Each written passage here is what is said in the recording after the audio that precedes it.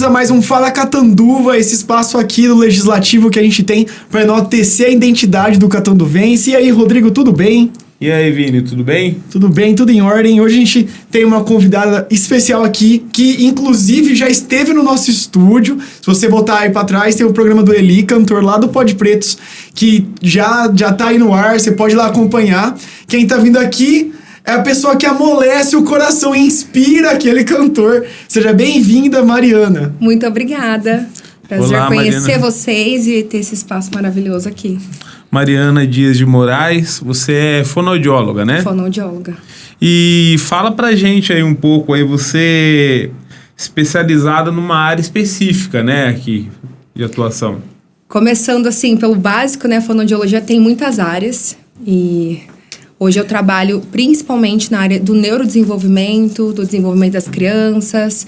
Atendo, sim, diversificados casos, mas é sim no desenvolvimento das crianças que hoje é o foco, que a gente trabalha e eu amo muito, muito, muito fazer. Vamos falar um pouco, antes da gente falar um pouco da profissão, falar um pouco da sua trajetória. A gente gosta sempre de trazer um pouco essa história da pessoa até ela chegar, falar um pouco da vida dela, um pouco até do que ela faz, o que ela vê, como se relaciona fora da profissão também, porque você tem também sua vida fora, né? A gente já começou falando aqui que ela é casada, enfim. Você é nascida aqui em Catanduva? Sou aqui de Catanduva, isso mesmo. Você era de qual bairro aqui? Na verdade, eu nasci no sítio. Nasceu né? na roça, não? Na roça, pé vermelho mesmo. E eu fiquei lá até ir pra faculdade. Aí eu fiz faculdade em Bauru, na USP. Depois eu retornei e aí eu acabei ficando na cidade mesmo. Eu já morei em Bauru já. E lá é uma faculdade muito boa, inclusive. Ah, é incrível. E eu sou alucinado por Bauru. Eu morei lá em Bauru lá também, lá. Trabalhei lá em Bauru também. Eu era de Iacanga, né? Nossa, e do lado. eu estudei na USP, mas na USP em São Paulo. A USP agora lá tá com faculdade de medicina, até pública e tal. E tem um hospital lá de reabilitação Centrinho. crâniofacial, Exatamente. Centrinho, que tem um trabalho bacana, inclusive tem atendimento à população surda também. Tem, principalmente. Lá, na verdade, na faculdade tem a clínica de fonoaudiologia, que atua em todas as áreas. Só que no mesmo lugar, dentro, acaba tendo o hospital, né? Vamos dizer assim, agora lá tá virando, parece o hospital das clínicas do hospital do curso, né, da USP. E é legal lá, assim, que é uma coisa, vem gente da Amazônia lá, do Nordeste para ser atendida e recebe um atendimento lá. E tanto assim, nessa área, assim, não é só a pessoa que tem a deficiência auditiva de nascença. Você pegar, por exemplo, assim, uma pessoa que ela adquiriu isso no tempo. Perfeito. Tem aparelho. Meu pai, por exemplo, colocou aparelho gratuito. Isso aí é o SUS, é pelo SUS, né? É pelo SUS lá. E lá, na verdade, na clínica, a gente tem estágios, mas a gente também tem estágios nesse hospital. Então, eu tive acesso a muitos casos, assim, é muito encantador mesmo, porque é exatamente o que você falou. São pessoas de todos os lugares, de todas as cidades, assim, culturas. Então, assim, eu sou apaixonada, né? Então, pra mim, eu tava vivendo um sonho mesmo. E o principal é que todo mundo tem acesso. Então, falando bem direta, aí a pessoa de todas as classes sociais, de todas as culturas, de todas as orientações, e tinha acesso. E você sempre quis trabalhar nessa área, e o que te encantou para ir para essa área? Então, eu até tenho uma foto ali antes de vir. Eu sempre quis ser da área da saúde. E desde pequenininha eu sempre falei que eu queria trabalhar com criança especial. Era assim que eu falava. Era essa linguagem que eu tinha para minha mãe. Que eu queria trabalhar com criança especial. O que te chamava a atenção, né? Não sei, eu tenho um quê. Ela tinha algum trabalho? Você tinha alguma convivência, alguém na sua família? Não, só que todo lugar que eu ia, tanto eu me aproximava deles e tanto eles tinham muita facilidade. Eu lembro muito que na minha escola, na hora de ir pra festa junina, eu que escolhia geralmente alguém que tinha... Eu vou falar bem desse linguajar, tá? Alguém que era especial. Então, eu sempre olhava e falava, é com ele que eu quero dançar. Porque eu tinha muito aquela empatia. Eu sou muito empática. E eu passei por muita coisa. Imagina sendo do sítio que eu não escutei, né? Então, eu sempre tive essa visão assim... Qual sítio aqui? Qual região aqui que Entre pra Itajubi. Entendi. Entre pra Itajubi. Então, assim, eu sempre tive muito essa questão desse olhar. Quem que olha por eles, né? Então, tanto por amar, mas você tocou esse sempre. Tema, né? Mas você é jovem, não é? Vou fazer 28 agora em maio. Então, na sua época ainda, eu acredito que não tinha esse movimento de inclusão que a gente tem hoje. Porque na minha época, que é mais antiga, não tinha mesmo. Eu converso. Era uma coisa assim, extremamente difícil. Geralmente lá era na PAI que você tinha um atendimento lá. E era isso que você tinha. E o principal, eu converso muito com as famílias e eu tenho uma linguagem muito direta, assim. Para pensar na nossa época. Não existia nomes. Pelo menos na minha escola, eu nunca escutei falar. A não ser uma síndrome, mas assim... é um TDAH, é um autismo, é tal coisa. Nunca ouvi falar. Então, ou era alguém que tinha o jeito dele, tinha o jeito dela... Ou era alguém com problema. Era assim que a gente Era sempre ouvia. tratado de um jeito pejorativo, né? Sempre. A gente não vai usar as palavras aqui, mas você que é mais velho, você deve saber o que eu tô falando e você deve ter usado, inclusive, para falar de alguém. Sim. Admita. E também, sempre é tempo da gente ter um outro olhar, da gente mudar. Só que é o jeito que a gente também foi ensinado, né? Sim. Então, assim, ou ele tem problema, ou é o jeito dele. É assim que a gente via. Você sabe Está em desconstrução ainda, mas estamos começando. Que essa questão que você tá falando, assim, era uma coisa que ou a família escondia, e não era raro também, e eu falo isso aí de experiência já, mais de uma vez já ter ido fazer reportagem em manicômio, que eram antigos manicômios, né? Hospital psiquiátrico, enfim. Lá em Bauru, inclusive, tinha uma instituição lá que o pessoal chamava de Paiva. Ela recebia lá várias pessoas. E você ia entrevistar lá da pessoa lá que tinha sido... Ela não tinha vínculo familiar, acabou ficando lá depois porque não tinha pra onde ficar. Ficou meio numa situação de um abrigo de idosos, né? E daí a pessoa você olhava lá, você olhava se o traço dela... Ela tem algum tipo de síndrome de Down, alguma coisa assim. Só que foi colocada pela família num manicômio. Porque ela tinha uma deficiência. E tem vários casos de pessoas com deficiência que foram colocadas. E colocava tudo no mesmo ambiente, na mesma coisa. Você né? colocava uma pessoa que ela tinha uma orientação sexual diferente. Uma moça que não queria casar. Que enfrentava demais o pai. Vocês falaram uma coisa muito importante, que às vezes eu penso nisso. Eu penso muito, né? Eu tenho TDAH, né, gente? Começando por aí. Eu tenho. Diagnosticado? Diagnosticado. Então, assim, eu penso muito nisso. Se a gente for hoje nesses hospitais, ia ser muito triste. Porque eu ia ver as crianças que eu luto hoje pra evoluir, o quanto que provavelmente deve ter alguma ali. E que foi taxado assim, todo mundo ali tem alguma coisa e põe ali. E não é assim. Até hoje, eu acabei de sair da clínica agora há pouco...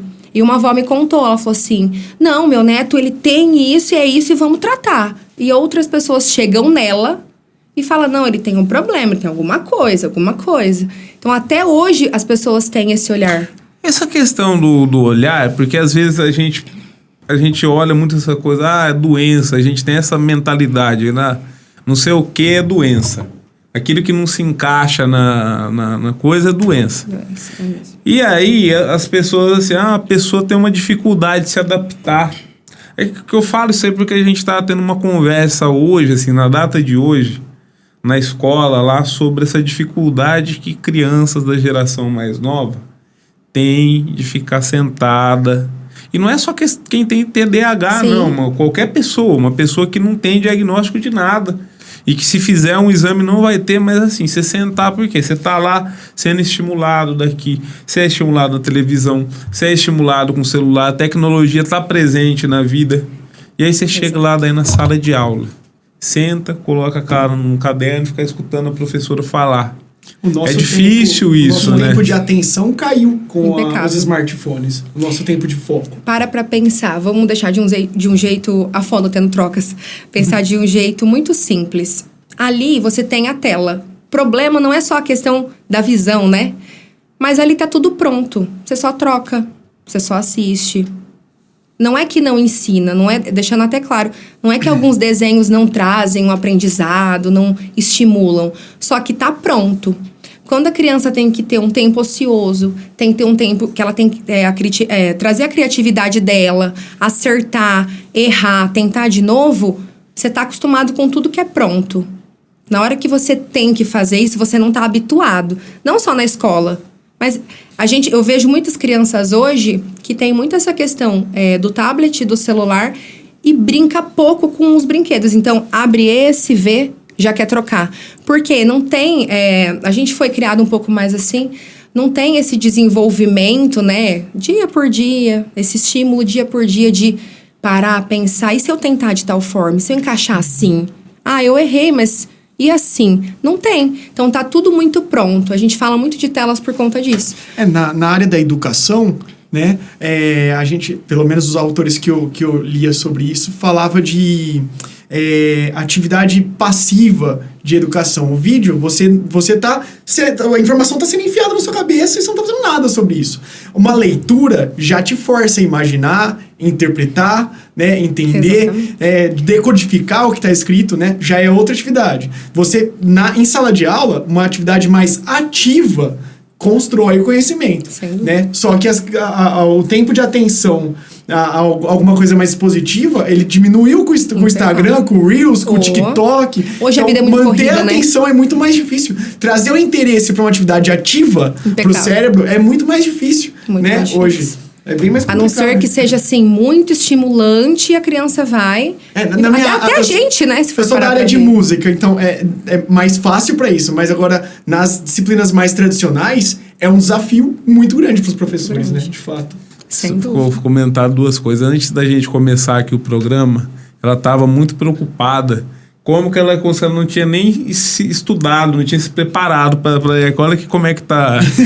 Não sabia com o que eu ia ter que conversar. E aí mas só que tem uma outra questão que você tá falando, assim, porque é interessante quando a gente as pessoas vão ficando mais velhas, elas vão se colocando assim como um modelo para a sociedade. Quem é mais jovem tá sempre errado, né? E aí fala assim, nossa, porque as crianças têm uma dificuldade tremenda de prender atenção. Você já fez faculdade já? Falar assim, hoje eu vou pegar para ler. Se pegar... mas eu não vou ler sentado, eu vou ler deitado, né? Quando você vê, assim, começou às 6 da tarde, você tá lá babando no... Quem falar que nunca aconteceu isso, nunca estudou na vida. Na cara, né? Eu falava pra minha mãe, vou estudar na rede. Não. É difícil, gente. Não é fácil, assim. Estudar não é fácil. Tinha-se que talvez, não digo pro adulto, adulto tem que também se danar um pouco, mas a criança tentar tornar uma coisa estimulante, né? Sem dúvida, eu acho que é o principal, e eu acho assim, pra gente aprender, a gente tem que ter habilidades. Não adianta. Se você não for uma pessoa que tem habilidades, né? A gente chama de pré-requisitos ali, para um tipo de aprendizado. Eu posso falar 50 vezes, você não vai aprender porque você não tem essas habilidades. Então, imagina uma criança que fica horas, o dia inteiro, entende? Não é meia hora que vai fazer mal, é o dia inteiro. Quando você vai introduzir um conhecimento que já era esperado para a idade dela, esperado para aquele cérebro já dar aquela resposta, ela não tem aquelas bases. Então, essas bases são construídas por meio de estímulos, de escola, do aprendizado com os pais, mas também do acertar, do errar, do parar, pensar. Hoje a vida é muito corrida. A gente vive correndo assim, não dá tempo de nada. E aí a gente vai entrar agora um pouco na sua especialidade, né? Vamos falar um pouco aqui. Você se especializou nessa área, então, na fonoaudiologia voltada para as pessoas que têm alguns tipos de transtornos, algumas condições específicas. Isso, para deixar um pouquinho mais específico. A fonoaudiologia, nós estudamos todas as áreas. Então, a gente pode atender desde a disfagia, toda a questão auditiva que você trouxe, tanto de colocar aparelho, de fazer exames. Eu trabalho até com a reabilitação auditiva, que é muito importante também. O desenvolvimento da linguagem, voz, trabalho com a voz também. Então, a gente atende de tudo. É que o que me encanta foi muito essa parte. Então, eu recebia também no consultório todos os tipos de caso. Sabe aquela frase que a gente vem escutando? O autismo tá na moda. Na verdade, não. Eu recebo muitos casos de autismo. E não é a Mariana, é a fono, né? Então, a gente está tendo, sim, atrasos de linguagem, mas também, principalmente, alinhado a isso, associado a isso. Então, começou a chegar muito esses casos e era a área que eu queria. Eu também fiz fono um pouquinho por conta de música. Então, eu também sempre tive esse sonho. Atendo, sim, alguns casos, mas, assim, hoje, acredito que 90% dos casos que eu atendo tem a ver com autismo, TDAH ou outros, né? Sem cortar, mas Não, não tem continuando. problema. Você falou do atraso da linguagem. Os pais, acho que existe assim, uma grande preocupação, né, de tentar, com essa informação que acaba chegando aí. E aí você tem a questão da época para desenvolver. E tem sempre alguém, tem uma tia, alguém tem uma amiga. Isso. Sempre tem, né? Daí, meu filho tá com 2 anos, ele não consegue falar. O outro lá já tá recitando já Olavo Bilac de cor. O meu filho não consegue falar. Meu filho, olha, aquele lá já tá compondo sinfonias. Meu filho lá tá ainda falando, dá, só berra. Afinal, mas tem uma época de desenvolvimento, existe quando que é atraso, quando que não é atraso, o que os pais podem ficar atentos? Olha, para ser sincera, imagina assim, nós nascemos e nos desenvolvemos. O nosso cérebro, em determinado momento, ele tem que estar apto a fazer tal coisa, vamos dizer assim. Para isso, nós temos os marcos do desenvolvimento, não só na área de fala, na parte motora, na parte da socialização, dentre outros. Então, quando a gente chega numa família e vai explicar isso, a gente comenta o seguinte: você vai perceber, tem daqui até aqui. Então, assim, dentro da sua idade, é esperado que você faça disso a isso. Ou tá entre isso aqui. Uma criança que tá abaixo disso ou que tá acima disso também não é esperado. Então, a gente tem que entender o que tá acontecendo em cada habilidade de cada desenvolvimento. Então, dentro disso, onde que eu tenho que ter um olhar assim, meu filho tá atrasado? Em primeiro lugar, cada um não tem seu tempo. Não existe essa frase, não existe essa realidade. Cada um não tem seu tempo. Sim, talvez eu sou uma pessoa mais comunicadora. Eu sempre brinco que eu não sou uma pessoa muito do digital. A gente nota. Então, dá pra perceber. Então, assim, o que você... É uma habilidade minha que eu tenho a mais do que a outra. Então, assim, talvez uma criança é mais comunicativa, a outra é um pouco menos, mas tá dentro do esperado. Então, assim, o meu filho, em primeiro lugar, ele se comunica? Quanto ele se comunica? De que forma ele se comunica? Então, o se comunicar, a comunicação, ela vem em um olhar, um semblante, um gesto, um som, literalmente assim, uma palavra. Eu dou um jeito de você me entender. Eu tenho uma troca com você, eu me comunico com você de alguma forma. E aí vem a linguagem.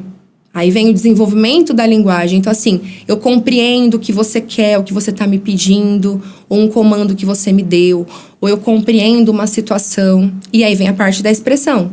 Então, eu me expresso. Eu começo a desenvolver um gesto, uma palavra, depois frases. A criança, geralmente, quem já teve filho, nota, por exemplo, que você fala as coisas, ela pode não saber verbalizar aquilo, mas você fala certas coisas e ele compreende perfeitamente. Perfeitamente, exatamente. Ela te dá indícios e ela consegue expressar dentro da... Mas sem as palavras, não verbal, ela consegue expressar. Vocês têm uma troca, não é? De algum, por mais que é nenezinho, às vezes é um sorriso, às vezes ele procura o que você tá falando, vocês têm uma troca. Quando não tem uma troca, alguma coisa tem ali, a gente tem que ver. Não é tudo autismo, não é tudo atraso de fala, a gente tem que avaliar. Mas, por exemplo, assim, isso aí é uma coisa até boa para ficar clara.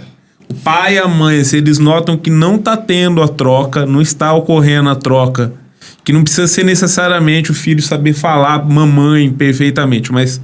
olha, eu tô sorrindo pro meu filho, ele não tá atendendo, eu tento chamar, dar algum estímulo, ele não responde aos estímulos.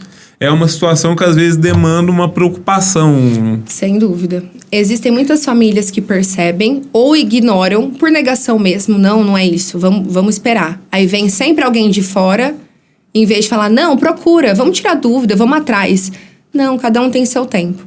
Então, tem muitas famílias que falam, vamos ver. Não é. Fica observando, né? Fica observando, mas fica 1 ano e meio observando. Mas é importante você buscar o apoio especializado antes? Sem dúvida.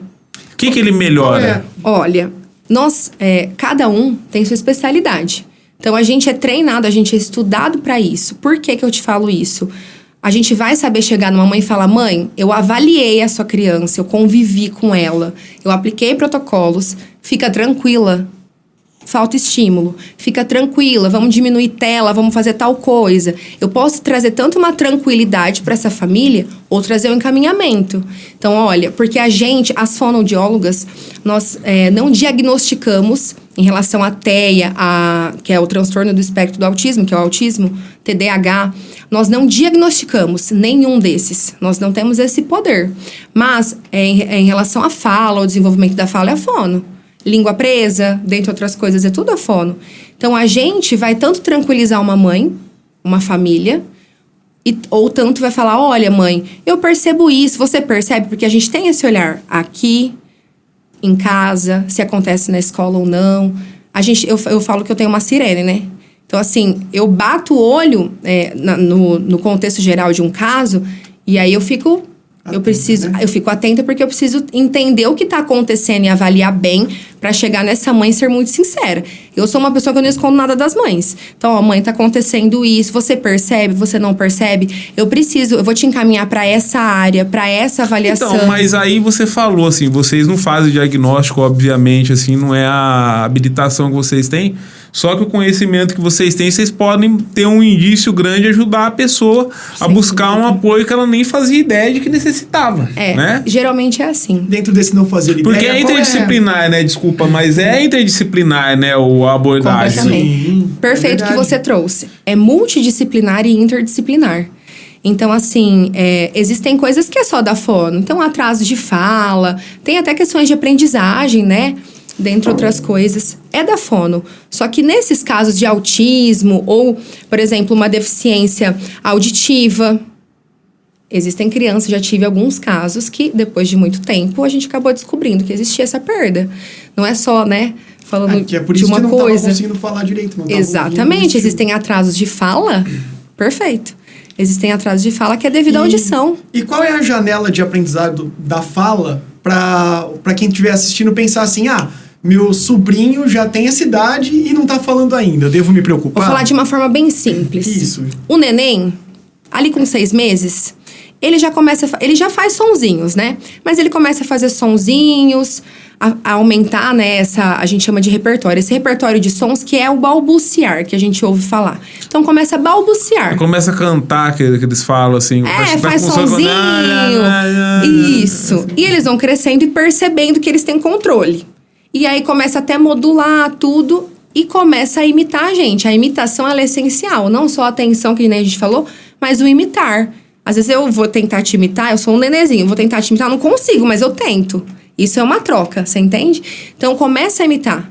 E aí, essa criança começa a modular, começa a perceber. Chega ali com 1 aninho, já começa a ter um repertório. Não é tão grande, mas começa a ter um repertório ali de 20 palavrinhas até 50. É como eu te disse, é de 20 a 50. Geralmente são as palavrinhas curtas. Isso, geralmente são palavrinhas curtas, a gente costuma falar. Mãe, pai, gol. Geralmente, o som do M e do B, ali para 1 ano e meio, ele começa a ficar... É onde é esperado, né? Até os sons. Aí a gente chega na fala. Que os sons são esperados também para cada idade. Mas especificamente no desenvolvimento de fala é isso. Aquela criança começa a ter um repertório do dia a dia. Então, assim, é como você falou. É o TT, é o oi, o tchau, o não. Não sempre vem. Não, dos primeiros. Mais falo, não. Não. O papai, a mamãe, a vovó, a tata. São coisas do dia a dia. Quando eu falo, mãe, quanto que você acha que ele fala? E a mãe fala, não fala nada. Aí a gente vai parar pra pensar, é uma criança que faz esses sonzinhos. Então, assim, papá é pro pai. Ele fala papai. É que ele ainda não consegue falar como a gente, mas é uma palavra. Ele dá função para aquela fala. Então, na hora que eu quero água, eu dou uma função usando esse som para água. Então, essa criança começa a ganhar. Com 1 ano e meio, é o primeiro marco que a gente fala que ela tem que ter ali de 20, 50, 60 palavrinhas. E isso vai sempre aumentando. Chega a 2 anos, 200, 300 palavrinhas ali. Não é uma regra, não é tem que ser isso, mas tem que estar próximo, tem que estar dentro disso. Uma média, né? Uma média. Tem Se a criança fala muito com essa idade aí, por exemplo? É ótimo. Agora, o meu filho, ele não fala mamãe, ele não fala papai, ele não fala o básico, só que ele fala os números, inglês, as letras, o que é lindo, a gente vê, a gente fala, nossa, que incrível. Mas por que o básico tá mais difícil? Por que que o básico, que eu pergunto alguma coisa, essa criança tá com dificuldade de se comunicar? Então, eu tenho criança, sim, aí eu posso até falar um pouquinho mais em relação ao autismo, que eu percebo isso. Criança tem um repertório de palavras. Criança é boa, só que você vê que dependendo do básico é muito difícil ali. Então, assim, ela fala de tudo, traz até frases que ouve no dia a dia, mas quando você vai perceber, o básico é muito difícil, porque ela tem que construir a parte expressiva, né? E falando um pouco do autismo, é o tal do suporte 1. O suporte 1, que eu sempre falo que o Messi tem. Eu não sei se todo mundo que sabe, mas o Messi tem autismo. Dentre outras pessoas que a gente ouve aí falar.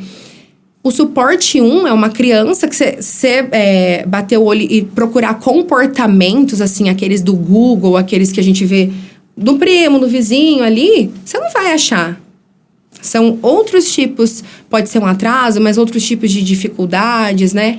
Então, o suporte 1, por exemplo, ele não tem um atraso de fala. Ele pode ter uma dificuldade de se expressar, mas ele não tem um atraso de fala, né? Ele pode não ter outros tipos de atraso. Mas também a gente tem que ter muito cuidado em ter esse olhar, uma equipe, a gente estava falando da equipe, uma equipe multidisciplinar e interdisciplinar. Então, assim, a fono tem, em relação ao desenvolvimento da linguagem, é a fono que tem esse primeiro olhar. Mas eu percebo que essa criança tem uma dificuldade, uma questão sensorial. Aí eu tenho que encaminhar. E anda bastante na ponta do pé, que é o principal. Todo mundo acha que é regra, né? Tem que andar. Muitos pacientes meus nunca andaram na ponta do pé. Não é regra. E às vezes começa a andar, para, outros permanecem. Que a gente fez aqui também foi comentada essa questão. Que o pessoal estabelece os estereótipos aí.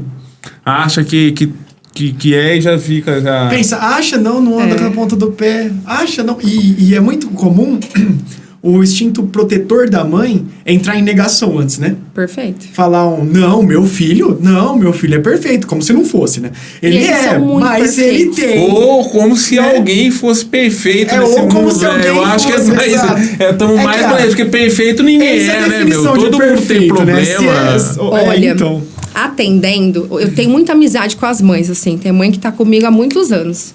O que eu posso falar ali, bem do íntimo de cada mãe? É muito aquela questão. Não sei se vocês têm filhos, eu não tenho. Eu tenho. Você tem. Quando você ficou sabendo que ia ser pai, você não pensou na vida dele até na faculdade? Você pensa até a época que você vai ficar vivo, assim. Você vai morrer no eu imagino que seja assim. E aí vem alguém, levanta uma suspeita. Não é sobre aquela característica que a criança tem ou não tem. Não é sobre ela ter autismo ou não. Mas quando você ouve falar, o seu filho tem autismo, ele pode ter autismo.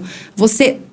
Consequentemente, você já lembra de alguma criança que você já viu, que às vezes você não é da área, a maioria das mães não são da área, que era grave, você fala, pronto, meu filho não vai ter vida. Ele vai casar, ele não vai estudar, ele não vai se desenvolver. E aí você pensa da própria questão da autonomia também dele, né? Isso é uma coisa que tem que ser pensado, né? Eu escuto muito isso das mães. Porque a pessoa vai estar, por exemplo, você tem um filho aí hoje, a pessoa tem com 30 anos, por exemplo. Quando seu filho tiver 40 anos, você vai estar com 70. Se ele tiver 50 anos, vai ter um monte de vida pela frente lá, você vai estar com 80 anos, como você vai cuidar dele? Dependendo se for um idoso acamado. E é uma preocupação, porque aí passa essa história na sua cabeça e ela vai se chocar com o que você já tinha de pré-estabelecido. Perfeito. E aí ninguém quer aceitar de primeira. É muito como falar, não, você tá louca, meu filho não. Para e pensa. A gente levanta essa suspeita. É para ontem trabalhar com essas crianças, independente de suporte, independente. A gente tem que trabalhar porque o nosso cérebro de hoje não é o mesmo de amanhã. Ainda mais o meu de hoje, ele aprende muito mais do que o de amanhã. Ainda mais essa fase. Cada dia é muita plasticidade neural que vai construindo, plasticidade neural é a palavra. Impecável. Então, assim, é onde a gente tem que já começar a trabalhar com a criança. Vamos falar o reto e direto. Tem a questão eu já atendi postinho de saúde, já atendi pelo plano, trabalho no particular e tudo mais. A gente não tem crianças e famílias que já aceita de primeira, que já começa as terapias de primeira, com todos os profissionais e que também paga, sei lá, semanal, quinzenal ou uma vez no mês para conversar com você. Então, você leva esse choque imenso que seu filho pode ter. Para eu te falar, eu comecei a avaliar essa criança, finalizei a avaliação e eu me posicionei com você. Comecei a fazer encaminhamento. Aí você vai indo. É uma dor, eu imagino, deve ser uma dor para essas mães de ter esse medo do que a gente conversou agora e ter que ir atrás, e eu começo a trabalhar com a criança. Quem que ela poderia confiar e tirar as dúvidas e ir acalmando? Os profissionais, eu, que geralmente é onde eu vejo eu vejo a mãe todas as vezes, mas onde eu sento com a mãe e tenho tempo para conversar, não é sempre, porque eu tô trabalhando com a criança. E aí, geralmente, vem ou vó, ou vem o vizinho, o primo. Não tô falando mal deles, mas são pessoas que são leigos. Sim. E aí, cada um planta um tipo de semente de acordo com a sua cultura. E a galera é mais difícil de lidar, porque a criança tá experimentando a vida pela primeira vez. Exatamente. Pra ela, é normal. A gente entrevistou aqui teve uma entrevista que a gente realizou aqui uns dias atrás, uns meses atrás, com mães lá do grupo Mães Te Apoio lá, inclusive. E elas estavam falando essa situação. Uma delas falava lá que filho lá, ela deixava... Ela não tinha uma rede de apoio lá, daí tinha que deixar com mãe, com irmã, né? Se eu não tô enganado. E aí eles pegavam e viravam, não, mas esse menino não tem nada. Esse menino não tem nada, ele fica fazendo graça porque você não tá perto. Se você tivesse perto, não tinha... É assim, minimizando a situação. E aí você tá em negação. O que você quer ouvir? Você vai querer... Aí você fala, não, aí você fica mais confusa. Puxou pra fulano que também dava trabalho. Tanto de família... O tanto de família que eu tive que foi embora e depois voltou, porque teve essa questão, teve aquele choque. E eu falo com muito cuidado. Hoje em dia eu sou um pouco mais direta, mais rápida, porque a gente sabe da importância do hoje. Antes eu ia conversando, ia tirando as dúvidas da mãe, introduzindo o assunto. Eu já encaminhava, já fazia o que tinha que fazer, mas ia bem aos poucos. Hoje eu sou um pouquinho mais direta. Só que você vê assim... Que aí elas voltam e falam, Mariana, agora eu tô vivenciando tal coisa. Agora eu preciso de ajuda, eu já entendi que é isso. Você já tava precisando, né? Que você não quis, agora eu me conformei, acho que é muito difícil. Não, eu tenho certeza que... Toda devolutiva que eu vou dar, quando é em relação a isso, porque eu não posso afirmar. Eu percebo sinais, eu acredito sim que ele possa ter sinais, né, de risco para isso, seja o que for, qualquer área. Já tive, como eu falei, até questão auditiva. E eu passo mal, acho que o dia inteiro, passo depois, fico mais 3 dias passando mal. As mães não percebem, mas eu fico. Porque é uma vida, é a família inteira. Você sabe, eu sou muito empática, como eu sempre falei. Então, assim, eu sei o que essa mãe talvez vai sentir, eu me preocupo. E teu diagnóstico, por mais que ele seja eu não posso falar que ele tem autismo, que ele tem TDAH, o seu diagnóstico não é normal. Ele já deveria estar falando. Então, vai investigar. Só até aqui, já é pra dar uma atenção. Mas é difícil por causa que... por ser uma área muito específica, há muito pouco conhecimento sobre isso básico, né? Já difundido, separado. Exato. Eu tive que fazer fonoaudióloga na faculdade. Mas antes... onde vai a ignorância? Antes eu passei... Por vários perrengues, tomei vários medicamentos à toa. Por quê? Na época, que fora fugindo um pouco do TDAH e do autismo, mas ainda dentro da área da fono, né? Eu tava fazendo estágio, então tava dando aula, e eu tava fazendo a disciplina de voz e expressão. E na época eu estava bem mais gordo, então eu roncava por causa disso. Eu não sabia, né? Eu fui diagnosticado. Falou, você está roncando. Porque eu comecei a sentir dor na voz, na garganta. Muita dor na garganta. Só que eu não sabia que era por causa da voz. Era porque eu tava dando bastante aula, eu tava cantando, eu fazia os exercícios diariamente, porque na faculdade de música, as disciplinas práticas, você tem que estudar todos os dias. Não dá pra chegar na semana da prova e aprender a cantar pra prova, não. Então, todo dia, além de tudo, eu fazia. Só que assim, eu fazia os aquecimentos vocálicos pra estudar voz no fim do dia, com a minha voz já exausta. Destruída. Então, eu já tinha feito várias paradas. E aí, o que eu fiz? Eu fui numa farmácia. E eu tenho uma faringe maior que a outra. Quando a farmácia... Isso é genético, não é um problema.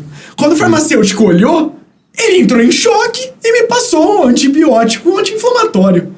Tomei o antibiótico inflamatório inteiro. Não passou. Ficou crônico, porque passou mês com essa dor. O farmacêutico não pode receitar, gente? Me passou o meu medicamento. Aí eu Primeira coisa, não existe remédio pra voz. Aí Desculpem o choque. Eu não sabia que era voz. Pra mim era dor na garganta. Aí eu fui no postinho. O clínico geral que estava no postinho naquele dia também não estava esperando a minha faringe uma maior que a outra. me recomendou outro anti-inflamatório pra desinflamar o que nem tava inflamado. Aí eu fui no larino... Como que é? Otorrinolaringologista. A última coisa que ele olhou foi minha garganta. Olhou meu ouvido, nariz, aí ele virou e falou assim... Ah, tá, você não tem infecção nenhuma. Aí eu falei, você tá me tirando, velho. Enchi meu corpo de medicamentos nos últimos... Não, você nunca teve. E ele me encaminhou pra uma fono. Ele falou que você tem é que você fala com os dentes muito próximos. Você tá fazendo aula de voz, canto e você tá roncando. Por isso você sente mais dor de manhã. Então eu te recomendo dieta, atividade física e uma fonoaudióloga. Aí eu fiz a fonoaudióloga, tipo, 1 mês da fono, zerou minha dor. Mas aí também você parou. Claro, não, e foi a ignorância. É sempre assim. Mas você entende? Os pacientes final de feliz, voz. né? Ainda bem que teve um final feliz. Depois de muitas drogas desnecessárias. Não, os pacientes de voz são os mais rápidos. Cara, não ser difundido o conhecimento deu me vontade fez de passar chorar por tudo até que isso. seu drama aí de jovem, mas é realmente Só dramático. que você ainda só faz os saber. exercícios? Hoje eu faço. Faz. Será que faz? É que eu não Será por que quê? tá? Porque, Eu olha, não- faz o diagnóstico da voz dele. Aproveita Existem e já... muitas- Não, existem muitas coisas. Eu não tenho dado aula, mas quando eu vou Ele dar dá essa- aula, ouvindo pra cá, por exemplo, hoje, que eu sabia que eu ia falar mais, eu vou de moto fazendo. Uma coisa meio Daniel San no primeiro filme do Karate Kid, mas tá normal, a sua voz tá boa. Mas os Não pacientes tá igual de da voz... Araci, não tá igual da Araci da iogurteira Top Top Term. O que provoca aquele tipo de voz lá? Menino, eu não sei o diagnóstico dela. Pra gente dar... Na verdade, é assim, ó. A fono trabalha com a voz. Só que eu sempre encaminho o paciente antes pra passar no otorrino, fazer o exame. Eu preciso ver aquilo ali. Aquilo lá pode ser uma situação totalmente natural, sem problema calo, nenhum. né? Pode ser um calo na No caso dela, é um tremor, né? É assim... Eu não sei te falar o que ela tem. Queria saber. Eu acho incrível, assim, que a gente tá sempre Não, é que falando ela disso. virou, assim, sem mentira não, uma das vozes mais marcantes do Brasil. Tanto pro bem quanto pro mal. Mas só que você ouve aquela voz e você pensa na Eu não sei se ela... iogurteira. Por exemplo, se ela não tem um Parkinson.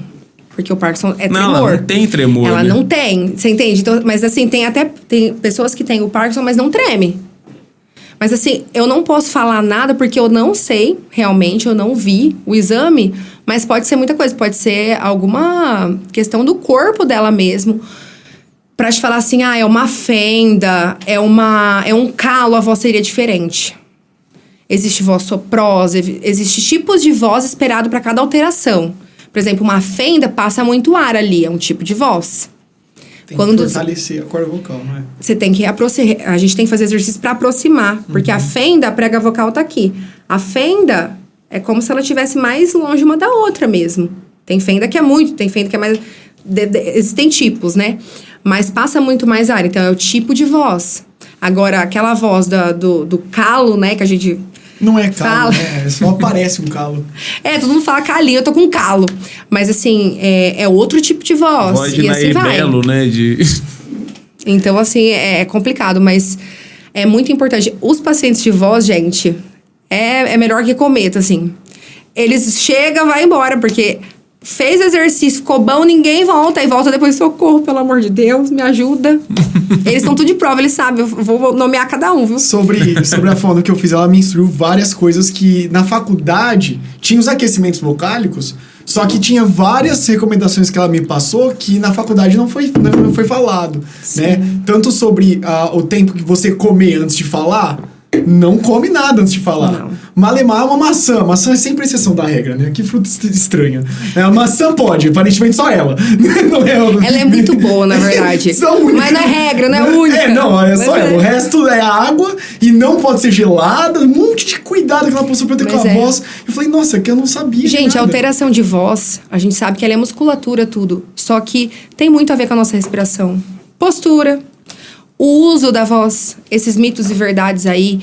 Você fica, sei lá, eu tenho um paciente que ele trabalha, ele tem... Não sei se é serralheria que fala, mas é muito pó.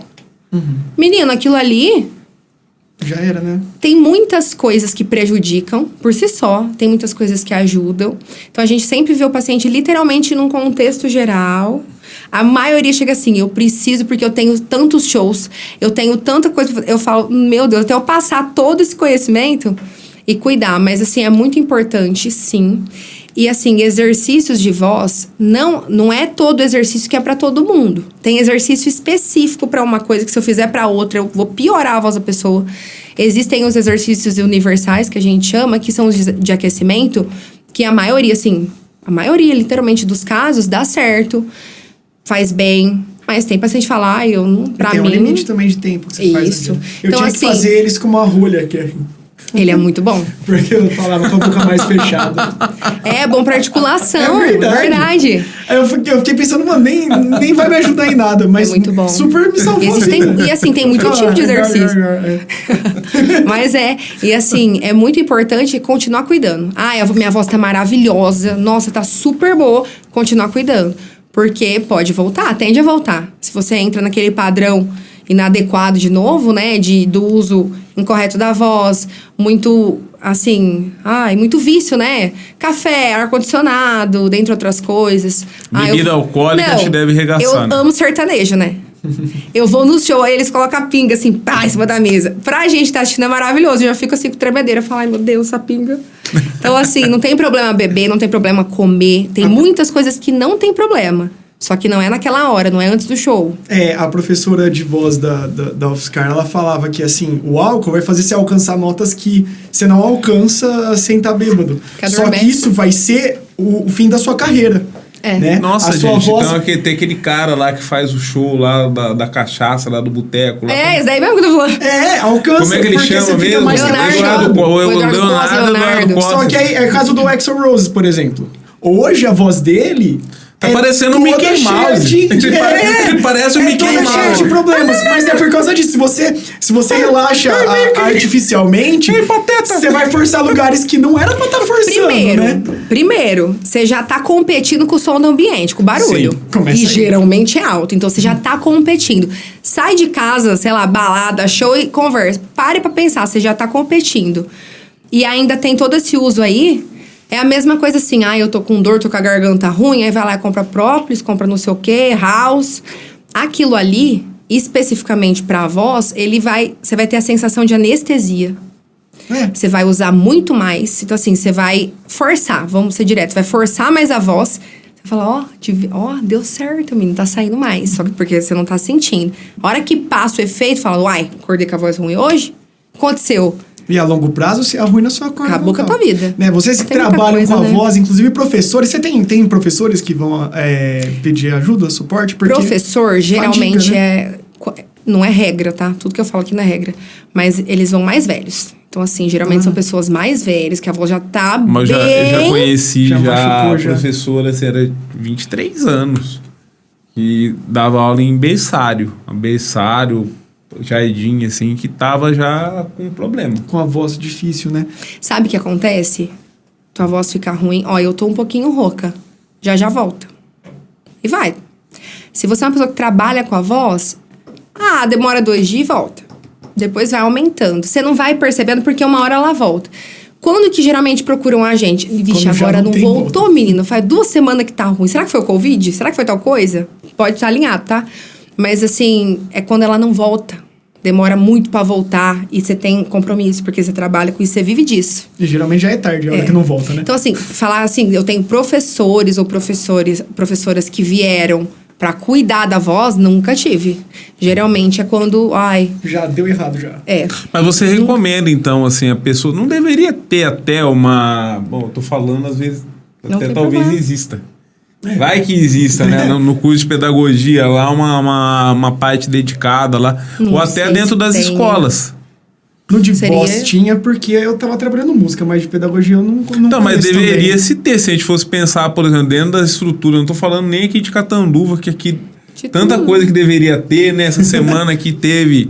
A gente tá falando aqui de autismo, né? Teve aqui a secretária de educação aqui, falou que não vai ter contratação, por exemplo, de cuidadores para as crianças com autismo e com outros transtornos, as crianças atípicas, né? Elas não vão ter esses cuidadores, então você não vai ter nem isso aí. Quem dirá você esperar que tenha uma pessoa tão fundamental para atender professores. Tem que ter tanta coisa em tanto lugar. Não, mas ouvir isso me dá desespero. Porque, gente, eu não me conformo. Não, mas se você for ver, por exemplo, assim, Eu nunca trabalhei em Globo, né, nessas paradas da vida, mas a gente sabe, assim, porque eu já vi, inclusive, matéria lá. Na Globo, por exemplo, eles têm, porque, inclusive, eles impõem lá um padrão lá de sotaque pros profissionais, tudo sem falar meio puxado lá pro sotaque do Rio de Janeiro. E eles impõem, tem lá. Hoje agora tá mudando, né? Mudou bastante isso, mas só que tinha, eles inclusive usavam para modular o sotaque da pessoa. Sim. E então, pô, na Globo tem, porque era um instrumento de trabalho. Agora, na educação, que é uma coisa fundamental, você não tem. E a voz é o grande instrumento de trabalho de um professor. Sabe aquilo assim, tem empresas que faz aquela avaliação auditiva, porque se a pessoa tiver perda, a empresa tem que... Eu escutei falar, não sei se é verdade, que essa questão da fono é devido ao personagem, mas também eles trabalham com a voz. Então, todo mundo ali tem acesso a esse cuidado para cuidar realmente da voz. E em relação à escola que você está falando, gente do céu, saibam que é direito. Direito. E isso é o que a gente está lutando muito hoje aqui. Eu trabalho em Catanduva, trabalho em Urupês também, na região. E o que eu mais tento fazer, assim, é orientar, porque é direito. Então, E infelizmente tem lugares que te oferece pouco, você não sabe que é teu direito, você aceita. Você é formada nessa área, é uma área da saúde, uma área fundamental. A principal expressão de comunicação que o ser humano tem ainda hoje é a voz. Você acha que ainda... Como que você vê assim? Porque a impressão que eu tenho é que certas áreas, elas são ainda menosprezadas. Enquanto a área da saúde é tratada como frescura, como acessório. Ah, tudo bem, se a sua voz tá assim, mas tem necessidade. O importante é que você não tá, seu coração tá batendo, você não tá com câncer, enfim. Não é assim que funciona. Porque é tudo interligado, né? Tudo é... Eu esqueci a palavra, mas tudo... Sabe quando você vai... É acumulativo. Tudo é acumulativo, independente até da área. Tudo é acumulativo. Então, chega uma hora que o pote enche, né? Então, pra quê? Então, assim, olha, é o meu instrumento de trabalho. Ou, olha, é a minha criança. É possível eu ir atrás de tal coisa? Acho que a própria autoestima da pessoa também, ela se sentir bem, né? Totalmente. A maioria chega muito abalado emocionalmente. Eu tenho uma amiga, não posso divulgar o nome de ninguém, né? Hoje a gente é amiga. E a gente conversava muito, ela ficou comigo, assim, muito tempo. Ela é blogueira. E, assim, o quanto que isso abalava o emocional. Por quê? Era um instrumento de trabalho, mas também é como se você quisesse dar o seu melhor e você não consegue. Então, isso abalava muito ela, porque ela tava ali entregando o trabalho tudo, mas a voz tava ruim. E é um processo, não adianta em 1 mês, 2 meses, não vai adiantar você achar que em 2 meses vai estar tudo 100%. Tem toda essa construção, toda essa desconstrução também. Então, é algo que abala muito o emocional. E ainda mais que você é diretamente o paciente, até na área de voz.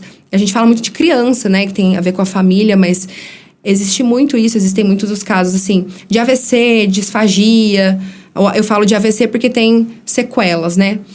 Que aí abala diretamente a pessoa. É muito difícil. Nossa, você vê, assim... Acabo convivendo com uma pessoa que teve AVC.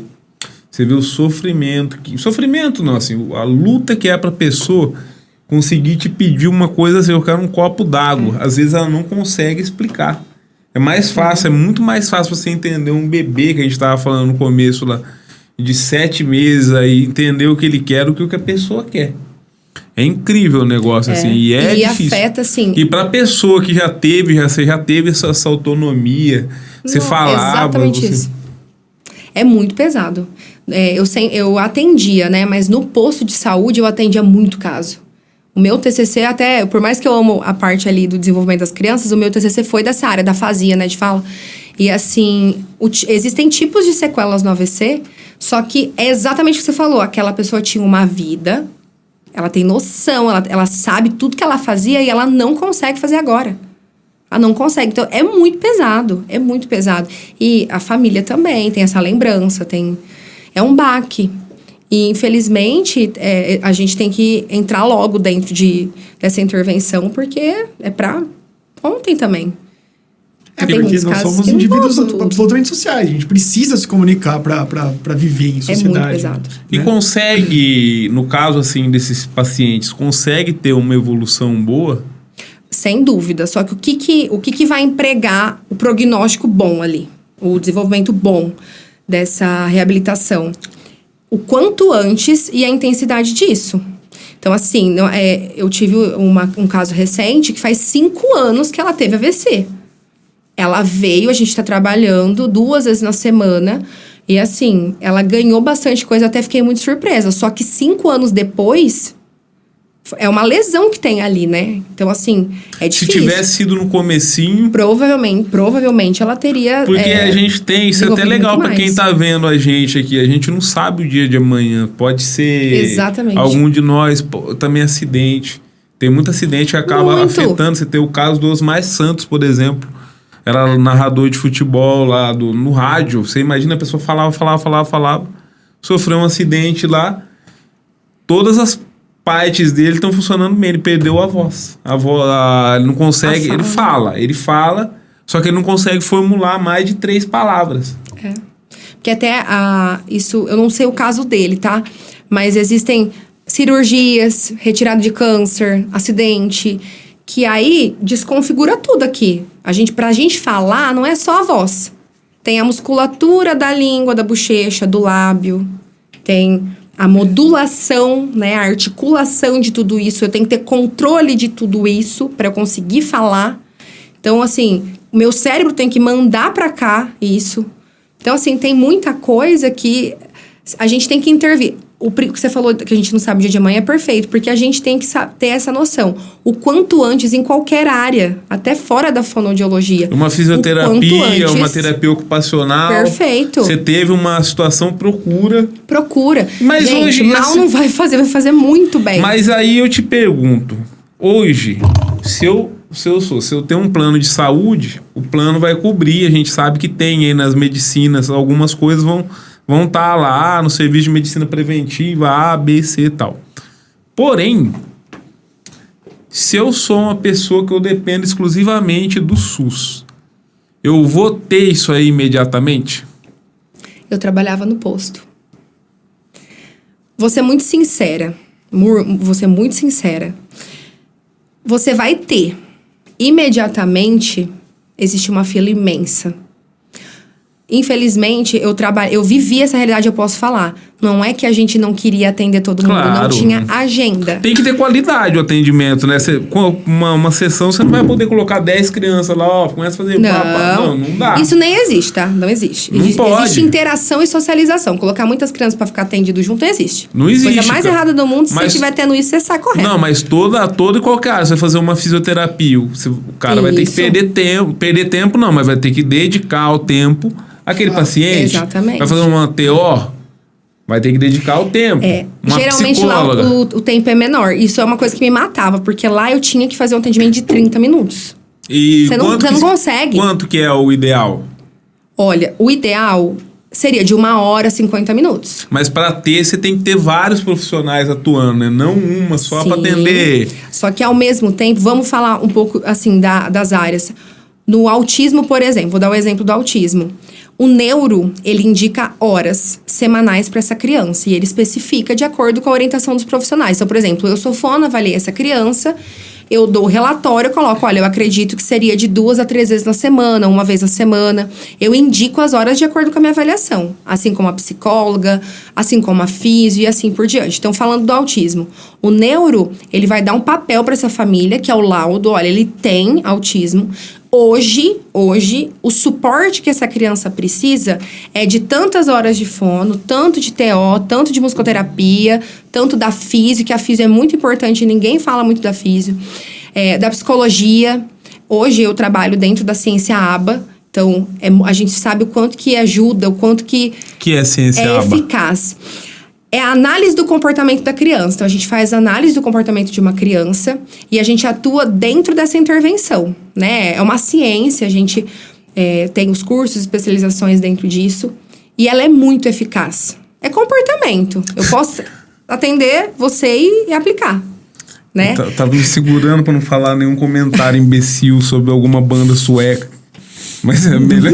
Nossa, mas onde você Que será pescou que uma é? banda sueca? Porque ciência aba. Porque é aba, análise, é análise do comportamento aplicada. Só que aba, ela tá em inglês. Eu não vou nem Behavior. falar. Isso. Porque falar behaviorista, a galera da Isso. psico fica chateada. Então, só Tem que toda aí essa treta é que ela do tá em inglês. comportamental com o behaviorista, né? Isso. Aqui no Brasil também, porque lá fora acho que eles usam a palavra behavior, né? Eu acredito que sim. Mas é a parte comportamental. É a parte comportamental. Não é a parte behaviorista da biologia. A Porque gente muitos, assim, a gente percebe que tem muito impacto no comportamento. Porque envolve a questão social, a socialização. Existe barreira de comportamento. Então, tem coisa que eu sei fazer, mas eu tenho uma barreira grande e eu não faço. Então, assim, aquela criança tem aquela habilidade, mas ela tem uma barreira de comportamento e ela não faz o que eu peço. Então, realmente, assim, às vezes a gente tem que entrar dentro do comportamento, atuar ali, sempre como a gente falou em Isso eu equipe. tava querendo te perguntar. Porque, assim, você chegar pra uma pessoa que ela tem a capacidade de comunicação dela plena, tal, você vai chegar para o Vini, olha, você tem que fazer tal exercício de voz. O Vini vai fazer o exercício de voz, supostamente, né? Vai fazer, vamos supor que faça. É pra fazer. Agora, se você chegar para uma criança com autismo, que a dificuldade de estabelecer o elo com ela, para você se comunicar com ela, fazer essa primeira comunicação, como que é para conseguir que ela faça o exercício que você necessita?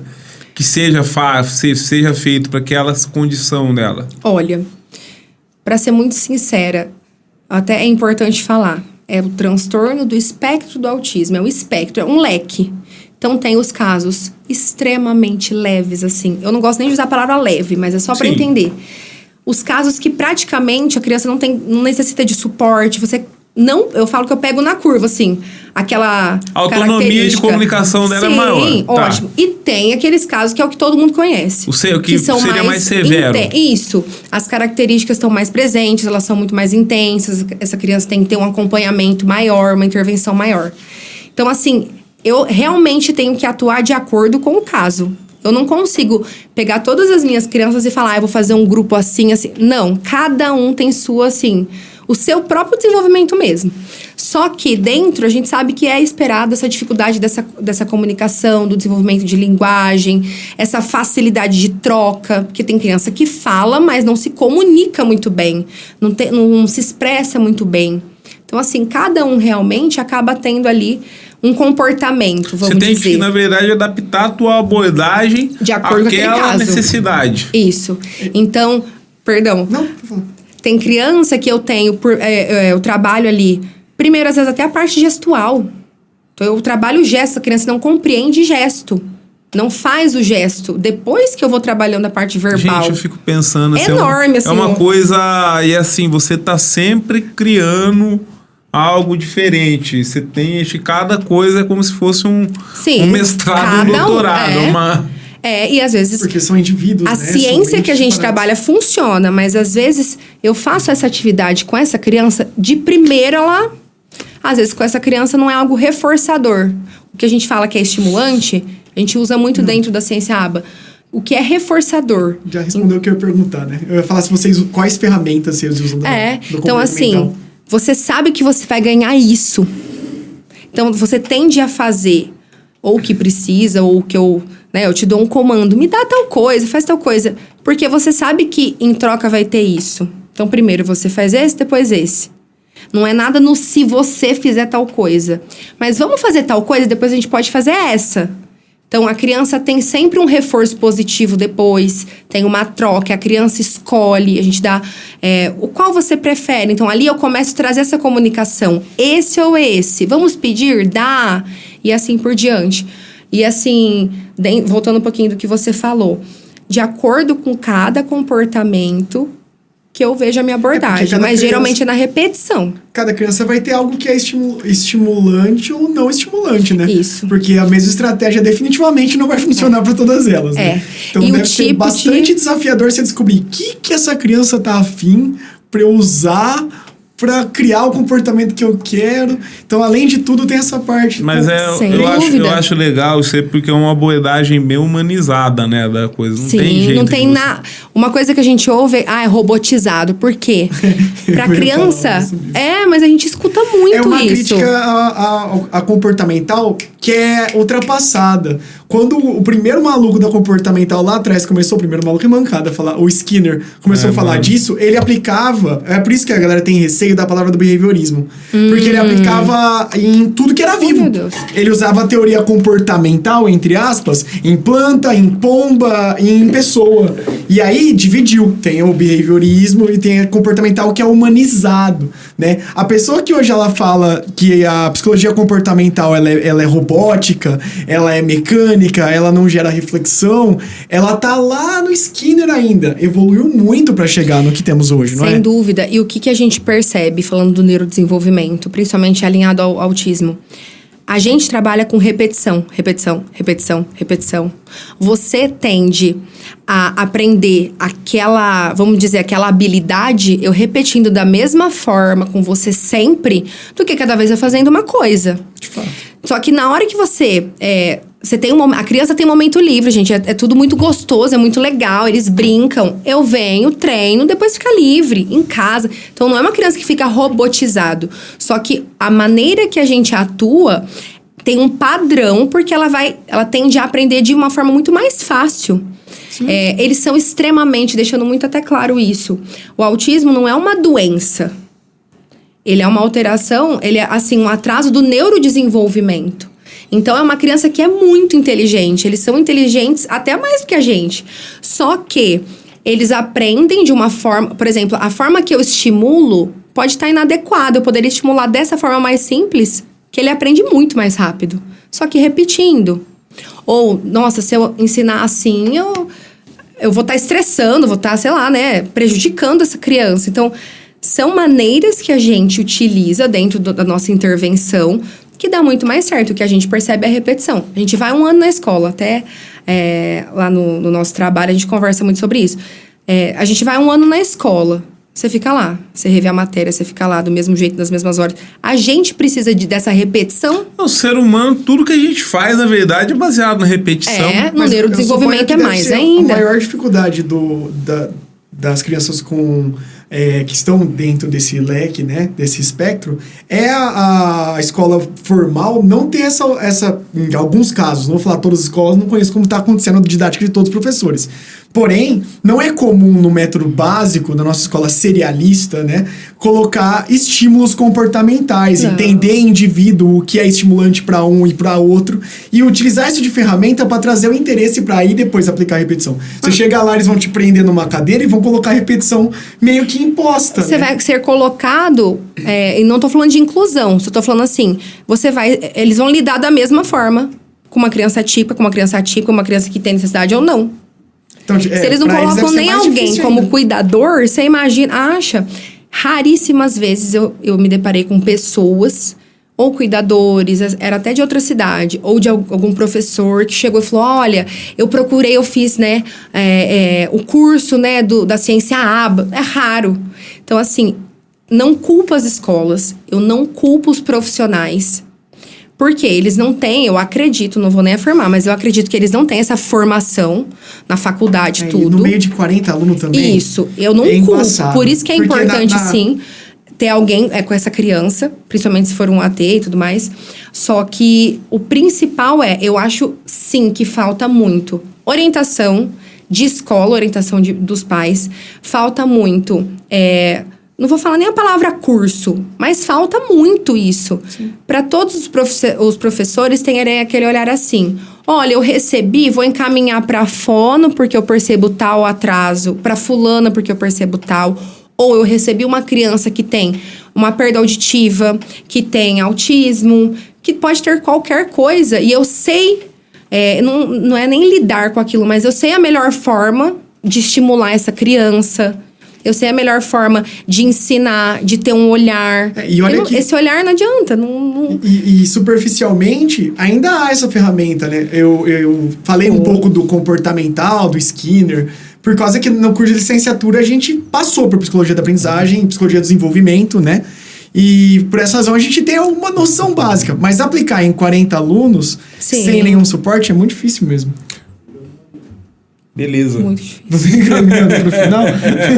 Mas já é difícil, assim, até dentro do que a gente vive ali no dia a dia, de conseguir orientar quem é de casa. Já é difícil, já é corrida, como eu falei. Eu atendo a criança, em alguns momentos a gente tem as orientações, mas já é difícil. Você imagina chegar até na escola. A gente vai na escola, observa, principalmente as psicólogas, né? Que são elas que acabam organizando muito do que a gente vai trabalhar primeiro, né? Quais barreiras que essa criança tem. E aí, sim, a gente vai começar essa intervenção. Mas falta muita coisa na escola, falta muita orientação. Gente, tem tanta lei, tem tanta coisa, assim, que essas famílias precisam entender que é lei, que é direito, que deve acontecer porque é lei, não é porque vai brigar, mas é lei e não consegue. Quando a gente fala, quase cai pra trás, fala assim, como assim? Eu falo, é teu direito, faz assim, assim, assim. Então tem muita coisa que falta. Então, assim, nós eu não acho que conta, né? a gente encaminhando aqui pro final, acho que o grande drama que a gente tem tá no fato que para se conseguir acessar esse direito é o bendito do laudo, né? Agora cobra-se o laudo. E para conseguir o laudo, quem que dá o laudo? Na rede pública de saúde. Um neuropediatra. E onde que se consegue a consulta com o bendito do profissional que não tem? Às vezes o problema não é só esse. É a demora. Mas é justamente essa questão. É uma fila lascada, tem que fazer, daí tem que ir não sei aonde e tal. Aí, assim, pra conseguir o gás lá pra criança ir no dentista lá, o anestésico lá, porque ela... Exame, né? Você não consegue, meu. Sabe? Então, assim, é justamente... existe o direito, só que para acessar o direito, eles criam tanta barreira também, tinha que facilitar o acesso ao direito. Porque aqui nesse país aqui, a gente já tem muito direito que tá escrito na lei que ninguém acessa. Sim. Essa que é a verdade. O importante é entender o seguinte, a gente trabalha em equipe. Então, um diagnóstico, gente, a gente tem que ter muito cuidado para dar. Mas a gente tem que ter uma certa agilidade, porque é uma vida. Então, assim, a gente tem que ter muito cuidado, mas tem que ser ágil. Então, por que eu tô falando isso? Eu tenho que ter um olhar. Então, assim, o neuro, ele recebe a família, ele tem que ter um olhar da família, ele tem que ter uma avaliação dele com a criança. Eu nunca participei, mas as mães me contam que eles sentam, ficam horas ali, né? Aplicam o que eles têm que aplicar, testam o que eles têm que testar com aquela criança. E aí, eles têm o olhar de cada profissional. Então, a fono, a TO, a físio, a psicóloga, a psicopedagoga, a musicoterapeuta. Quem ali já tá com a criança, geralmente não é a equipe que tá com a criança, né? Mas a família, juntando com o médico, tem esse olhar, olha, todo mundo percebe isso é característica, sim, disso ou não. Ó, eu excluo essa hipótese, é uma hipótese disso. Sim, existem casos que a gente fica em dúvida no sentido assim, olha, pode ser isso também, pode ter os dois, pode ter uma comorbidade. Então, em equipe, a gente tem esse olhar dessa criança, e aí tem o cuidado, mas tem aquela agilidade. Você acha que, sob suspeita, você que é fono, não pode dar o laudo, mas você já falou com a mãe, falou, eu acho que talvez. A gente sabe. Sob suspeita, uma educação especial na escola prévia causaria algum problema? Em que sentido? Eu não entendi. Porque assim, a gente precisa desse laudo Mas, hoje. Vini, que jeito que você vai direcionar uma política pública pra uma pessoa lá, você não tem comprovação. Eu acho que a situação, ela é pra suporte prévio. Não, cara, a questão é assim. Não pra remediação. A gente tá falando, assim, de legislação. Sim.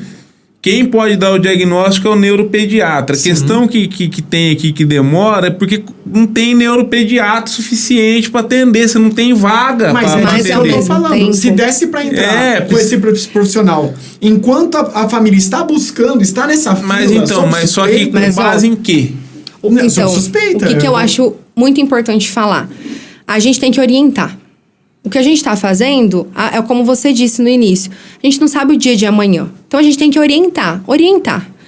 Se é uma família orientada, vai chegar na neuropediatra ou no neuropediatra e vai saber se posicionar também. Porque eu tenho família que fica 2, 3 anos, não tem o laudo, não é porque ela tem... porque o médico não sabe ou porque não tem uma equipe. Sim, porque não recebe, porque não dá. Tem muitos motivos também atrelados a isso que a gente sabe. Mas, assim, é uma família orientada que chega e fala, olha, o que você acha? Já é tal vez que eu tô aqui, o que você acha? Você tem alguma conduta? Ah, que bom, você me deu o laudo. Quantas horas de terapia que o meu filho precisa? Você acha importante isso? Se é uma família orientada... Porque ela sabe a necessidade de ela sabe a necessidade. Então, ela também vai saber... sobre essa educação, não sei se era isso que você queria saber, mas é uma família que vai chegar ali e vai ter uma noção do que precisa. É ela que tem o poder, vamos dizer assim, aquele médico que tem o poder, mas sabe, né, perguntar, olha, é a hora, o que você acha de tal coisa? Agora, tem muitas famílias que ficam naquilo porque não tem essa orientação, o profissional às vezes não pode, já vou falar assim, às vezes não pode dar o laudo, por muitas coisas. Que a gente sabe que também precisa desse ontem, por quê? O desenvolvimento da criança é hoje, não é amanhã? Sim, sim. Então, assim, teria que ser algo mais rápido. Sim, é essa questão que eu tô falando. Eu acho assim, eu entendi plenamente o que você quis falar. Só que o problema é que você não consegue direcionar uma política pública com base numa suspeita. Você tem que ter um grau de certeza lá, porque é dinheiro que está sendo gasto. Infelizmente, falando do SUS... custa dinheiro. É verdade. Várias medidas de precaução custam dinheiro e elas estão acontecendo. Para essas famílias seria conseguirem... Mais uma, mas o que está acontecendo? Não, tem várias medidas de precaução que acontecem na área da saúde. A gente tá falando assim, mas você tá falando, por exemplo, essa assim... daí já é por exemplo, você tá falando de tratamento. A vacina. Vacina a gente sabe, porque tem todo um histórico de coisa acontecendo.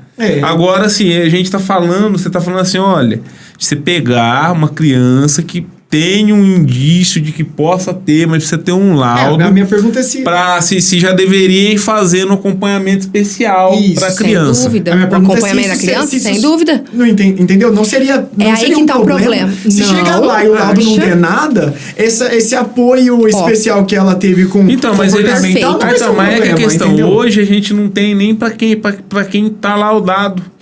A questão, o principal, sabe o que é isso, mano, que eu tô falando. Sabe o que é o principal? Tô falando assim, você precisa ter gente pra fazer o negócio. Você não tem. Não é questão de formar, o problema é que tudo faz dinheiro. É disso. No SUS, infelizmente, eu atendia. Eu não tinha agenda, como eu falei. Tinha criança que... Gente, a cada 15 dias você atende uma criança, sendo que tem crianças, por exemplo, lá na clínica, que faz 18, 15 horas semanais. Nossa. De terapia, não só de fono, né? Das terapias. Ali era cada 15 dias, uma vez no mês. Não adianta. Gente, que isso aí é... Ficava 5 anos pra chegar no neuro. 3 anos pra chegar no neuro. Enxugar gelo o negócio desse. Você tá entendendo? Então, é isso que tá... E na verdade, a gente tá concordando no final, a gente concorda. Sim. O problema é que tem que fazer.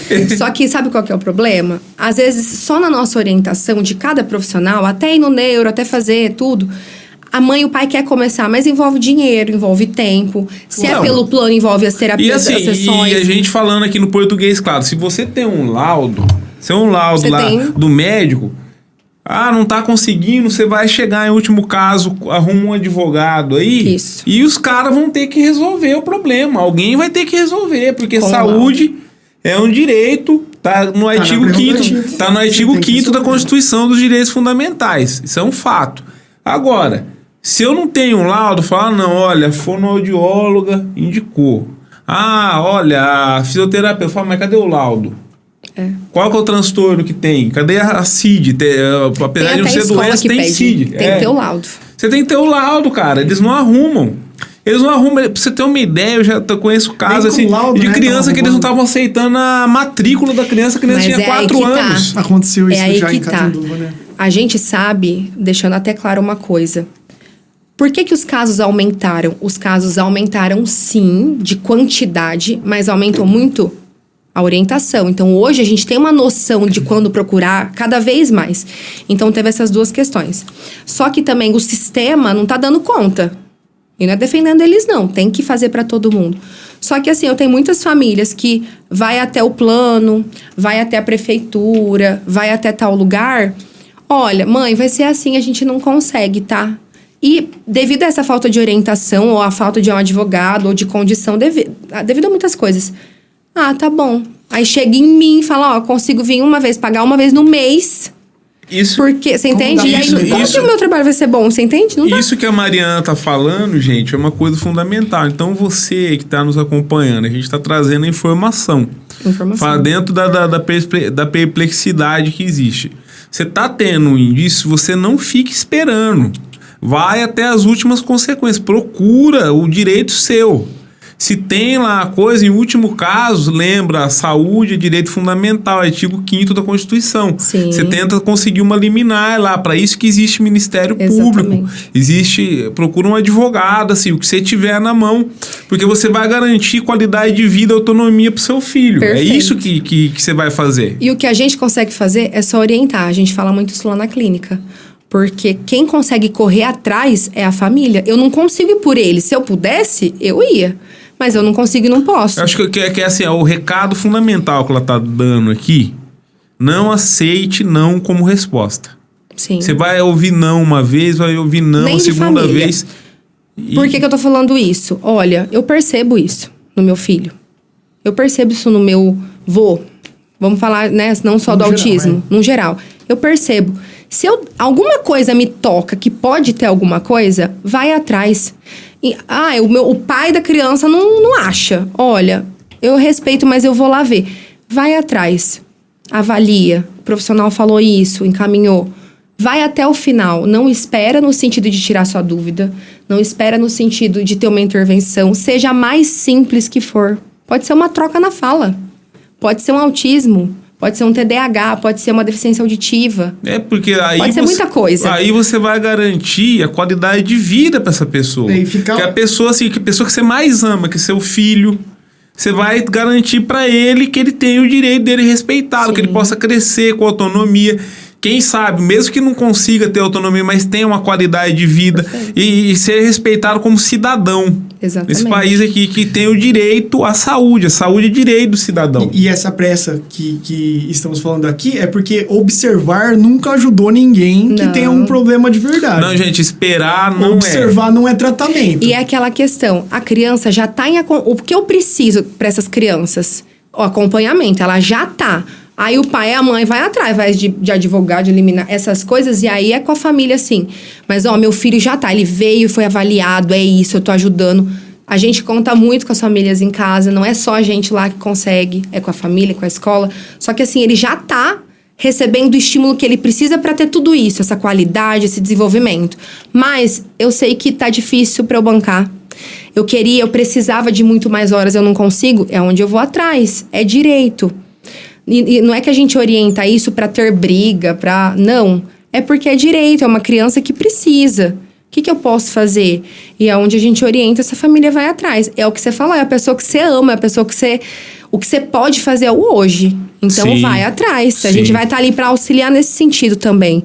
Dar esse suporte, esse apoio pra família, que também é muito importante. Eu acho, sabe, que num país aí que destina mais de 40%, quase 50% da receita dele para pagar juro para banqueiro, investir um pouco em criança tá de bom tamanho.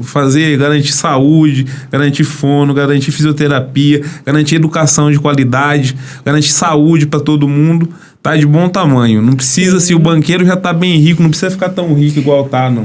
Vocês me desculpem, eu desabafo, mas só que tem coisa que a gente não consegue aguentar. Ficar escutando, saber de situações que acontecem. Não tô falando só de Catanduva, não. Acontece no Brasil inteiro, sabe? Enquanto aí um monte de gente aí nadando de braçada e uma pessoa assim para conseguir um laudo para poder matricular o filho na escola não consegue. Que é tipo o mínimo. É o mínimo do mínimo. E aí ainda se não matricula, perigoso perder a guarda do filho. Mas Sim. enfim. E todos nós... Cada um sabe do que já passou, de uma dificuldade que já teve. A gente sabe quanto que foi difícil se desenvolver, vamos dizer assim, com isso. É possível hoje ajudar, é possível hoje ir atrás. Eu falei do meu TDAH, eu descobri o ano passado. Agora, sendo foda, trabalhando com isso, Você imagina, nunca tinha olhado. você não pode ter passado, não sei, na escola, Muita dificuldade de ficar escutando bolar até hoje. groselha de professor aí falando culpa, que você né? Se culpa, é você pura faz culpa. uns pequenos erros que é por causa do TDAH, Exato. que as outras pessoas não cometem, e você Perfeito. pensa, nossa, como eu sou mas atrasado, A descoberta, falando do lado bonito. Descobrir que eu tinha TDAH, pra mim, depois daquela negaçãozinha, né? Porque eu falei, acha, gente, eu trabalho com isso, acha que eu não ia saber? Descobrindo, curou muita coisa. Porque muita coisa você fala, gente, não é possível que só eu que não consigo fazer tal coisa. Não é possível que você consegue prestar atenção, você não perde o assunto, você faz... E eu não. Então, a gente tem muita crença, tem muito trauma, assim. Então, você entende muita coisa, ele cura muito. Mas, ao mesmo tempo, por exemplo, eu tomo remédio. Hoje, nossa, me ajuda muito. Tem algumas coisas que eu não fui cuidada. Até converso com algumas amigas minhas que tem. Eu falo, gente, quem que cuida da gente hoje? Na idade que a gente tá, não tem ninguém pra cuidar da gente. A gente trabalha, a gente tem faculdade, tudo, mas ainda é difícil. Porque a medicação atua de uma forma. As terapias a gente não teve. Mas por que eu tô te falando isso? Não foi tarde. Vou fazer 28 anos agora. Não foi tarde. Ah, mas meu filho já tá com 3 anos. Ai, mas já faz tanto... Não é tarde. Vai atrás. O importante é que consiga, né? Vai mudar. Você pode ter certeza que vai mudar a vida dessa pessoa. Acho que um pequeno passo que às vezes a pessoa dá Sim. é um salto, né, gigantesco, né? Que a gente queria que tivesse sido feito pra gente. Seja em qual for a dificuldade de cada um. Gente, cada pequeno passo que uma criança dela conquista, o nosso mundo fica um pouco melhor. A gente já estourou, já faz tempo o nosso tempo. Ah, gente. Porque o assunto ficou foda, muito né? bom. Eu falei com 7 meses, você acredita? Ah lá, ó. Antes do tempo também dá normal. Mas é isso. Então, aqui história, eu tinha certeza. Então, mas só que eu acho que o assunto ele é importante, a gente conseguiu abordar, que é um tema, e a gente tem entrado nesse assunto de direitos aqui, que deu uma esquentada mais, aqui virou até debate, mas eu acho que é importante para você que tá vendo, ter essa noção de que a coisa não é assim. Os caras vão falar não. É assim, quem tá em cima geralmente vai ficar falar não para quem tá embaixo, porque inclusive muita gente tá em cima, subindo, pisando na cabeça de quem tá embaixo. Eu não tô falando de ninguém especificamente não, viu, gente? A história da nossa sociedade, ela funciona desse jeito, ela é estruturada desse jeito há milênios. Você tinha reis e servos, você tinha imperador e plebeu, mas o mundo não funciona mais desse jeito. Chama democracia. A democracia é um governo do povo, e o povo que banca toda essa situação. Então, a gente precisa o povo ser favorecido por esse sistema que tá aí. Se eles querem ganhar dinheiro, ficar rico, enfim, tudo bem. É legítimo o desejo dele, mas invista no povo também. E não aceitam o que te dão, se informa. É até aqui mesmo que eu tenho que aceitar? É isso. É até aqui mesmo que você tem que me proporcionar? Se informa, não é brigar, não é bater boca. Mas assim, é até aqui? Esse é o recado mais importante que eu escuto aqui já há muitos tempos, sem menosprezar ninguém, pelo amor de Deus. Todo mundo que passou aqui sempre trouxe assim, mas esse recado é importante. Não aceita o não. Né? Exatamente. Se indigne. Não aceita. Como assim? Isso até aqui só. Não é tarde também pra ter uma orientação. Se orienta. Nem sei se é assim que fala. Mas vai atrás, é até aqui. Isso a gente deveria levar pra vida, né? Mas falando muito disso, é até aqui mesmo? Ai, a moça de lá falou tal coisa. Mas será que é? Conversa com a gente, conversa com o advogado, conversa com quem pode te orientar sobre isso. E é isso. Um programa muito informativo, muito importante, né? Eu quero já agradecer todo o conhecimento compartilhado aí, né? Um exemplo bom aqui pra gente falar do Catando Vence, ó. Temos profissionais informados aqui pra dar suporte. A gente tem muito, na verdade. Tem muita gente. O que falta, talvez, eles serem ouvidos. Eles e elas serem ouvidos. Exatamente. Mais por quem tem a caneta na mão. Se fossem mais ouvidos... talvez a gente estava numa situação melhor aqui, de políticas públicas, de direitos atendidos, e eu agradeço também sua presença. Obrigada. Agradeço, foi muito boa a conversa, você trouxe informações importantes, não só essa parte final, mas de orientação mesmo. Acho que muita gente tem dúvidas das mais diversas nessas áreas, então eu agradeço a você também que teve a paciência de nos acompanhar, que assiste, que deixe seu comentário, que nos encontra na rua também, volta e meia alguém vem comentar que assiste, aí a gente fica feliz que assiste. Mesmo que seja para criticar, pode criticar também. Tá Coloca aqui pra aí no isso. comentário a sua experiência que você teve com fono, com autismo, com educação. Vamos compartilhar a informação e compartilha, inclusive, esse vídeo, dá like, se inscreve para os próximos Fala Catanduva. E é isso. E pode deixar seu alô também. Deixe seu contato também para quem quiser procurar a sua clínica. Olha, na verdade, eu trabalho na Clínica Evoluir for Kids. Fica lá na Rua Maranhão, 1299. A gente fala que é ali perto do Padre Albino. E nós somos uma equipe multi-interdisciplinar. A gente é encantado pelo que a gente faz. E a gente gosta muito realmente de conversar com as famílias, ter essa orientação. Em breve, nós vamos fazer um grupo que não vai ser cobrado, não tem nada atrelado, né? Que vai ser de graça para orientar essas famílias. Eu tinha isso no SUS, quando eu trabalhava no postinho. Agora a gente vai implementar lá na clínica. Para orientar as mães, as vós, as tias. E principalmente sobre o que esperar, o porquê que é avaliado tal coisa. Mas principalmente é isso, não é? O que eu tenho que fazer agora? Como que eu posso ajudar o meu filho? E assim, levar a maior informação que a gente puder possível para essas famílias, essas pessoas aí. Que a gente sabe que tem todo o poder, mas que precisa também saber que tem. Saber onde tem que ir, para que porta que tem que ir. Tem algum contato que você pode deixar? Eu vou deixar o meu Instagram. Tá. E aí, lá eu consigo passar, porque eu não vou saber de cabeça. Vocês estão vendo aqui, ó, na tela, tá? Isso, melhor. Aqui na tela, o contato. Mas o meu Instagram é Mariana_Dias_Moraes. Aí as pessoas podem te mandar um alô lá, falar. Pode. Eu passo pra vocês tudo depois. Tá certo, então. Então é isso. Muito obrigado mais Obrigada uma vez. a vocês. Eu amei estar aqui. Agradeço demais pelo espaço. E depois eu vou voltar com mais profissionais pra gente conversar. É isso aí. Tá convidada aí, já. Tá convidada e agradeço, gente. Um abraço, obrigado. Até o próximo Fala Até Catanduva. o próximo. Obrigada.